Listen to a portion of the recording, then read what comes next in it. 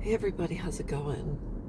Can you imagine raising young children today? If you're like me, I am 56 years old and I had my children both by the time I was 21. And back then, parental estrangement wasn't first and foremost and was basically not even heard of. You heard about it in the Bible when it came to the prodigal son. And other than that, maybe you had an uncle or an aunt that just didn't attend family parties as often, so they were just known not to show up to every single blessed event. And you thought that's just the way they are. It's no big deal. But can you imagine raising children today, littles, where you've estranged from your family and it's just first and foremost, it's at the forefront. Everyone's talking about it. Dr. Phil, Oprah, Coleman, etc. And now you're estranged from your parents and you are now having your own children. And you think you're doing it right because we all did. And you're having to watch every P and Q, every step, every word, every action, because you're afraid your children might disconnect from you one day. Can you imagine the fear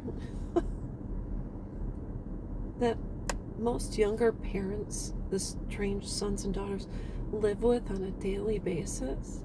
Because a lot of them will say, I'm doing it different from how my parents did it, and my children would never disconnect from me. This is the truth. They can and they will.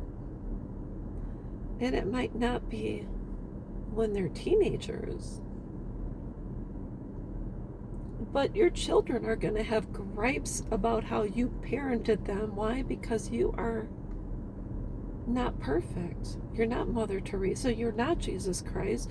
And if you think you did it better than we did it, we said the same thing. I'm going to do it different from how my mom did it because I don't like how she did XYZ. I didn't care about this part of the relationship I had with my dad, so I'm going to do it different with my own son or my own daughter. But can you imagine raising children in this type of household, knowing that you walked away and it's possible your children might walk away? How do you live like that? And if our way was the wrong way, what is the right way? And if there is a right way, have you written a book so that no other parents have to go through parental estrangement? I'm just wondering. So it's just something to think about. So anyways, I hope this video helps, and I will be back.